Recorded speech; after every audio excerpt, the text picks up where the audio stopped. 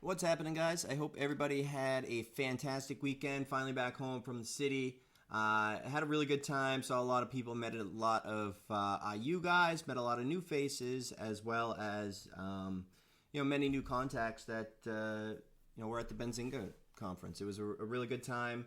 I had a fun time speaking and got some really good feedback about it. So hopefully, can get the video out there and share that with you guys as well. And then we had a really fun time at Lucci Meets. So, we've been doing meetups for about 5 years now. We did, usually when we do the Traders for a Cause thing, we do an IU meetup, a Centerpoint meetup. And last year we did like a New York City meetup, but really it was just a kind of a meet and greet type situation. Whereas Sang Lucci, who's traded in the office now for about half the year, had started to kind of get a feel for what he'd like to do, and he's just very good at articulating and kind of creating conversation and talking about stuff that you didn't even really realize you want to talk about. But at the end of the day, it turns into some really good conversation and really good content for traders, things that they should know, things that they don't know that they need to know. And so I think that this will be a really good vibe to bring to, the meetup that we do each year before Traders for a Cause. Usually it's like the Thursday or Friday. I think usually it's Friday night before the cocktail hour. We do it for an hour or two. But regardless, really good conversation back and forth. Pretty good turnout in New York City. And I'm looking forward to the next one. So at any rate, we've got Vegas coming up, so we will start to talk a little bit more about that. I'll try to get a video out there in the next couple days, sort of what you can expect if you come out to Vegas. We always have really, really good speakers.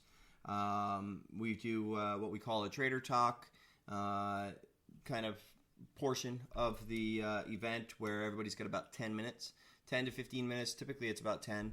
But it's kind of like a TED Talk, but the goal is obviously just to get to the point, hit it on the head many, many times over and over, different ways, and really drive home that point. And, what's good about it is, it's twofold. One is it causes the speaker to really focus in on what the heck their point is.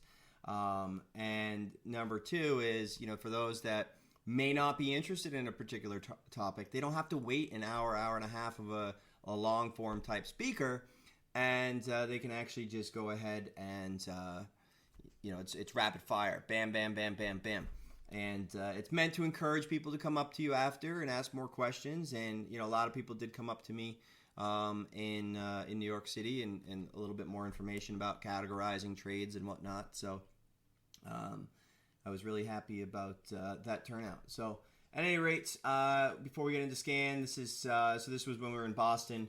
I had a pretty decent turnout there. This was at a WeWork, which that was the first time that I've ever been into a WeWork environment, but pretty big. They have the entire floor, both through this door over here, and then it's the same thing on the other side. And it's pretty neat how it works. They basically just sublet all the spaces, and then there's a common room, and they also have free beer, which I thought was pretty cool. So Thursday night scans for Friday were pretty good. There's still going to be some more opportunity in there. IIPR. It's always beneficial to go back through prior scans to kind of see what happened. Did it do what you thought, or did it reset up? So typically what I do is I'll go through prior day scans and just see, all right, well, on Thursday night, I was looking for a $10 to $15 pullback on IIPR. We got exactly that. I think we got a $16 pullback. So the idea was just, let it rip, let it do its thing. Don't try to find the top, but when and if it does, start to pull back, game on. And so we got exactly that. Work was really nice. Unfortunately, I wasn't in my, A+ environment. So, despite having good entries, I was still kind of more on the scalp mode versus bigger size, bigger picture. And that's fine. It's better to be, in shoulda, coulda, woulda mode versus I shouldn't have done that when I was, in New York City trading from a laptop in one screen and all that kind of stuff. So I'd rather have missed out than have really screwed up. So At any rate, go through the rest of them, and a couple others stand out. TLRY.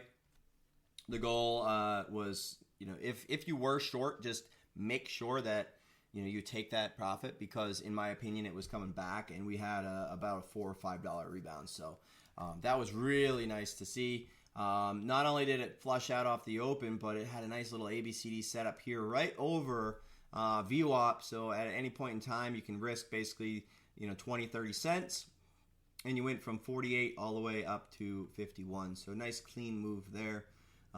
If you weren't involved in this chop over here, which I probably would have traded the washout, but it's not like I would have held through all this kind of stuff. So either way, great opportunities. I always look back at scans, like I said, just to see if there's anything else. You'll see that I had a few of these ZM CRW on the scan for tomorrow.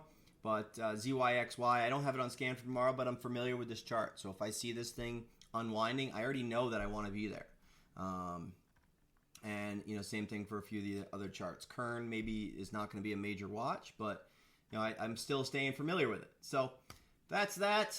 And then let's get into tomorrow. So AXGT, just to kind of talk about Friday a little bit. You have to understand what type of market that we're in, right? So we go through these phases. We go through low float style markets. We go through earnings type markets where all the earnings plays, the Rokus, the AMDs, the you name it, Facebooks, they all have the range. They have such big range every single day that momentum market, the small caps are just like, whatever. I mean, there's so much momentum going right now that they don't need to move. And then they kind of dry out. And then there's this one that comes back, and it just literally rips everything. And we had a situation like that on Kern recently, where we had one big move that basically caused everything else to start to run. And this was a pretty good one. I had mentioned it over here at the first day over here that we need to keep it on watch, because it's the same SPAC, a special purpose acquisition company, or corp or whatever it is. It's the same situation as Hunt. If you guys remember HUNT, which is now Hunt F. It ended up getting delisted, but regardless, this was a huge opportunity. It was very easy to borrow. I was very surprised how easy to borrow it was. And I caught a small portion of it. I was on the train, so obviously I wasn't going super aggressive, but unfortunately sold 40, 50, 60 bucks too early. But I did make it 22 to 25 or 23 to 26, something like that, and then 31 to about 40, 41. I was short the next day. Again, small size, based off of the fact that I was speaking in about an hour, so I didn't want to be, upside down with a couple thousand shares short of Kern or anything like that. So I only did a few hundred shares. And I kept very minimal left for the pullback, but overall, great opportunity. And I was just very fortunate and surprised to see so many shares that were actually available. So with that said, MLNT the next day, or actually same day, had some huge momentum in the market, right?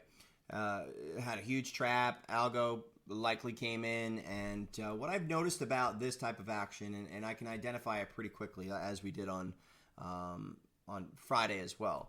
On MLNT, right away, I kind of saw the same action that we saw on AKTX, ATOS, and SLNO. And I had kind of tweeted that out so you could kind of see, hey, this is literally the same action that we saw on it. So you need to kind of think about it that they likely already have control of a good portion of the float. They're likely going to continue to churn it because either one, they've got a lot of stock and they need it to go higher, and if it doesn't, then they're going to get stuck with it.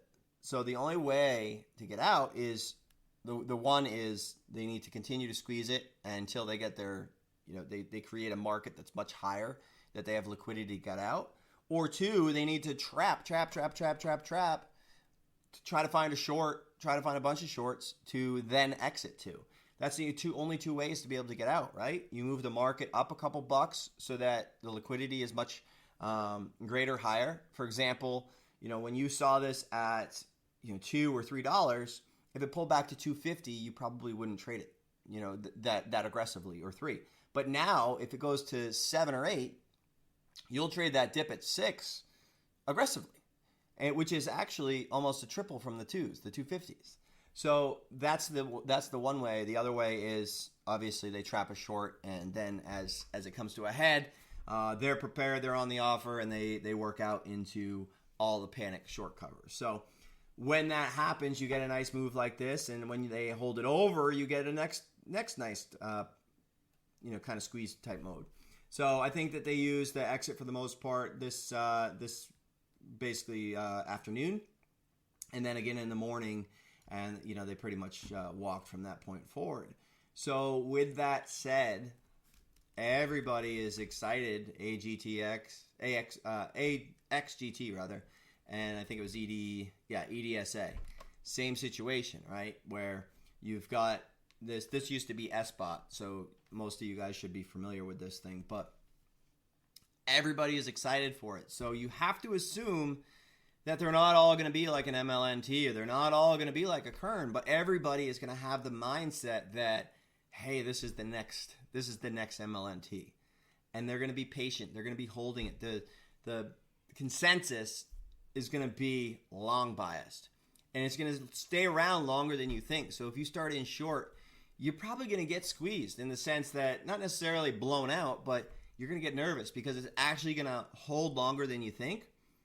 But in the end, when it does reverse, it's going to come in that much quicker, just because most people are still in the mindset that, hey, I could be in the next Kern, I could be in the next MLNT. So you always have to kind of think about that. You have to be, number one, patient, because everybody's going to be very buy happy. And number two, you need to not press on the front side, and even on the back side. Think about bigger picture, because the worst thing you can do is exhaust yourself on the front side, because you're going to miss the entire back side of the move. So it's kind of the long answer of understanding AXGT and the way in which I traded it. So right away, when it slammed down and snapped right back, this action immediately following that, to me, signified that the same algo was involved. And they don't care about VWAP. They don't care about, for the most part, they don't care about holding it to a T when they're trying to trap. And they also don't necessarily care about bringing it back most of the way. So what I've noticed is a lot of times you'll see it kind of ramp up and then come back and retrace almost 60 to 80% of the move. And if you think about it, if you go back on MLNT on the front side of that move, if you think about that in general terms, I mean, it makes a lot of sense, right? Where everybody starts to get too aggressive. I got to go back to the day before this. Everybody gets too aggressive. Then they start to scale in. It starts to work. They get zapped. Pulls back, almost comes back to even. Starts to grind up. They get zapped. Almost comes back to that breakout level. They get zapped. Next one comes almost back to that breakout level. Everybody's kind of trained that it's going to hang out. Nope, zapped. And until they actually have this exhaustion move over here, we didn't see really anything other than that upside trap. So that's what we saw on AGXT on Friday. So we needed to wait and not pre-exhaust ourselves and wait for the signs to kind of show us, okay, there's a seller at 830s. They can't get over these 820s. It comes back up here. Now it can't get over this prior support. This prior support became the resistance. So that's why I was patient with the short. But the other reason was because I wasn't oversized and I wasn't premature. Yes, I shorted a little bit, dabble on the front side of the move. But it was only about a quarter position max, because you don't know if this is the next one that's going to go 8, 9, 10. And you kind of have to assume that it's going to in the current market environment. But once it starts to pull back, because you're not too aggressive, because you're not exhausted from the front side of the move, you can actually see things a lot more clear. And so at that point, it was a nice little pullback and a great fade into the close. And I was hoping for about 680s. It actually went a little bit lower, but I pretty much made it to about 680, 685. So that was how that action happened. And the other thing is that I didn't expect it to really be held over the weekend. That's a lot of risk. If you just lock down the float or a good portion of it, and you got a Friday, Saturday, Sunday, Monday that you got to kind of hold, I mean, that's a lot of risk. Anything could happen overnight. So with that said, I think that, you know, we potentially could have a little gap up, a little walk back, just like MLNT, but I would expect to see some selling. I would expect it to completely look different than what we saw on Friday, in which case I would be looking for maybe a push up to 710, 750s and then fade off, ideally. But I got a feeling it's going to gap down. So we'll see what happens. Even if it doesn't gap down, typically what I call those is kind of a quiet off-radar fader. Just like EDSA, just like MLNT. When everybody is watching the other, you know, the other stock that's gapping up, that's got momentum that day, you want to focus on the other ones. And a lot of people forget about them. But the key is to kind of keep them on radar, put on a small trade, and you'll be surprised, you know, the second, third, fourth day is what can actually happen. So with that said, CRWT had a pretty big buy-side imbalance into the close, so the wick looks pretty good, but at the same time, it was pretty much at the lows. So I would expect it potentially gap down. I would be looking for pops versus VWAP once we start 9:45, 10 a.m. plus trend join. I would probably look for some resistance at 71.50 to confirm, just because you can see that was pretty much the base through most of the day, and then it kind of gave up. So I would need to see this level act as top to kind of confirm my thought process. Chewy unwound, it came back at the close a little bit, but for the most part, steady sell. I compared this to LK last week, and I was expecting pretty much similar action on the IPO. So I would ideally like to see more unwind, and then I think we do end up getting a pretty nice rebound. But for now, 30s, 28s would be, you know, ideal. So we'll see what happens. But for right now, we're kind of in unwind mode. And, you know, this wick, I wouldn't necessarily think is bullish just because they bought it up. I think it was just the end of the day. Buy-side imbalance, maybe some covers, things like that. So we'll see what happens with that one. Work, same thing. Higher the better. I prefer the short side, obviously. It's been fantastic. Another one that I've really minimized just because I wasn't in my A-plus work environment. But nice if you use pre-market resistance as sort of your guide. I talked about this in my speech as one of the ways in which I categorize trades. So you can see pre-market resistance. So morning rip, parabolic versus pre-market highs, nice unwind, and then failed follow through momentum off of VWAP. So I would continue to look for situations like this. But one thing I want to note is I want to be open to the idea of going long on this thing when it does bounce, because, you know, there's been some amazing breakouts, ZM included, as well as many others, which I just kind of have done a poor job of, you know, getting long on these ones. ZM, and again, you'll notice I'm not super biased in any one direction right now because, you know, if you are, you're just going to get clipped. Right now, what my goal is to identify names that are going to have a lot of range potential. And then, as you'll see, I'll have maybe 8, 10 IPOs on watch. But by the morning, I'm going to gravitate towards the two with the volume. But I'm familiar with what these look like. So when I see Chewy or ZM or any of these other ones on scan, I can react that much faster. Just like I did on PCG on the news when they decided to hold it. I got long and had a nice little reactive trade just because I was familiar with the chart and I knew that if they swiped it, there was a good chance that it could squeeze up. So ZM, same thing. ZM was great to us on Friday. I got short into this rush and pretty much made it through most of this pullback, which was nice. FERR, lower the better for now. I mean, it's as far as short side, it's just difficult because the volume has really, really caved in. But higher the better versus VWAP for now. But I'll probably wait for some friendlier action. You can see that based on this candle that there's still selling pressure. Whenever you see a candle like that, usually it means it did exactly this, right? It ramped up, it tried to, and then it met some sell pressure.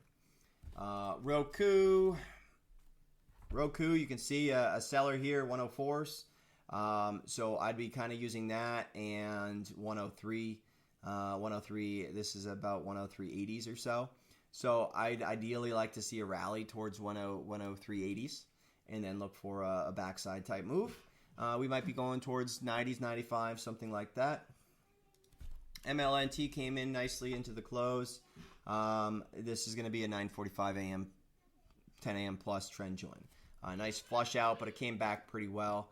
It did have a lot of volume, obviously, this day here, so there is possibility for the next leg. If you look back, it has had a history of actually having follow-through momentum. So I am open to that opportunity, and it had the exact same setup going into it, where it ripped, next day gapped up, sold off, flushed out, came back.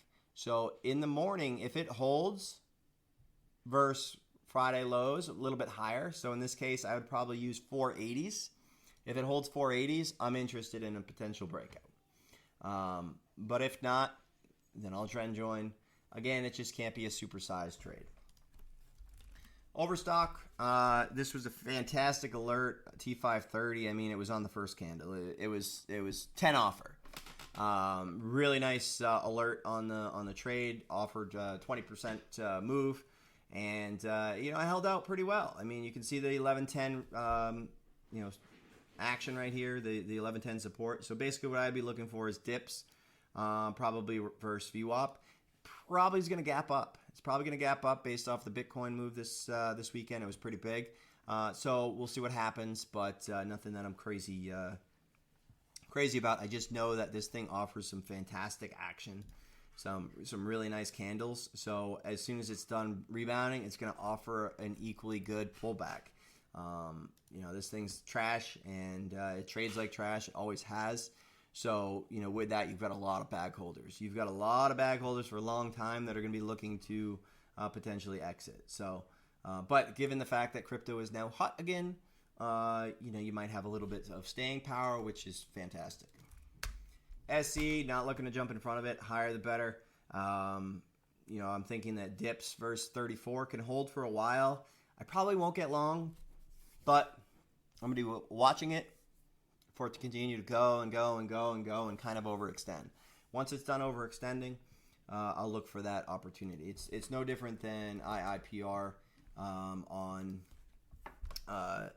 Friday. The same reason I put it on scan. I think that we will have a nice pullback day soon, but I'm going to wait for it. I'm going to wait for that day to have the edge. I'm not going to try to find it because I'll be shorting at 36, 37, 38. It's going to go to 45. So we'll see what happens there. But I will be patient for it. PSN and TUFN, some beautiful breakouts. Really big into the close. These might have actually been